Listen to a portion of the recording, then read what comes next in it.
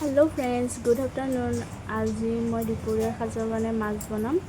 एया माछखिनि उलाई ललो चुঙार পৰা उलाई পেলাই এয়া মাছৰ কণীও আছে, তেলো আছে। এইখিনি তেল ৰৌ মাছ হয়। মাছখিনি ধুই লওঁ। মাছখিনি ধুই আছোঁ।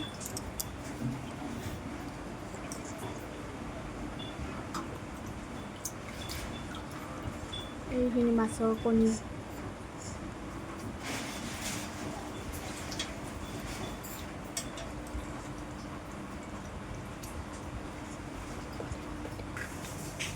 মাছখিনি ধোৱা হৈ গ'ল। এতিয়া মই নিমখ হালধি দি দিম মাছখিনি।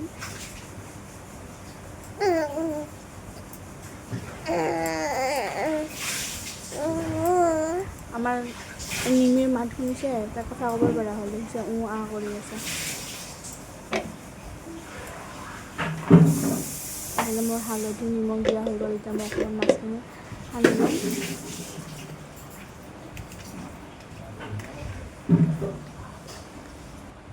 ইফালে আনফালে কেৰাহী গৰম আছে। তাতে মাছখিনি দি দিলোঁ এটুক এটুককৈ। মাছৰ কণীৰ লগত ভিজিকে ইমান মাছখিনি মানে একদম তেল চিটি চিটি গোটেই গেছে অৱস্থা নোহোৱা কৰি দিছে।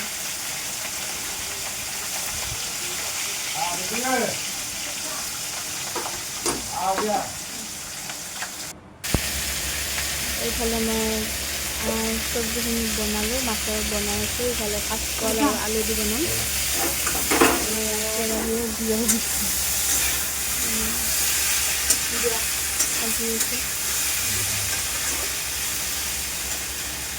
দেখিছেনে তেল গোটেই গেছৰ ওপৰত চৌকাটোৰ গোটেই তেল। এইফালে মই মছলাখিনি মিক্সিত মাৰি লৈছিলোঁ। জিৰা, আদা, তাৰপিছত জলকীয়া এনেকৈ মিক্সিত মাৰি লৈছিলোঁ। বিলাহী এই পেষ্টখিনি দি দিলোঁ ইয়াতে আৰু অকণমান সময় ভাজি ল'ব লাগিব। তাৰপিছত গৰম পানী দি দিম। এইফালে মোৰ মাছ ভজা হৈ গৈছিলে, মাছখিনি উলিয়াই থৈ দিছিলোঁ। আৰু এইফালে মোৰ অলমষ্ট ভজা হৈ গ'ল। এতিয়া পানী দিম।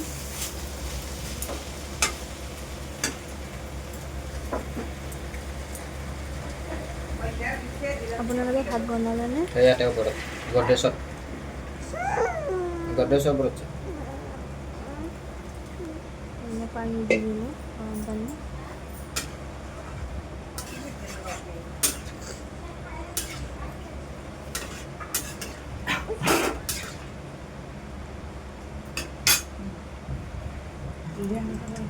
অকণমান উতলাৰ লগে লগে মই এয়া মাছখিনি দি দিলোঁ, ভাজি থোৱা মাছখিনি। এইফালে মাছ, তিতা ভাজি,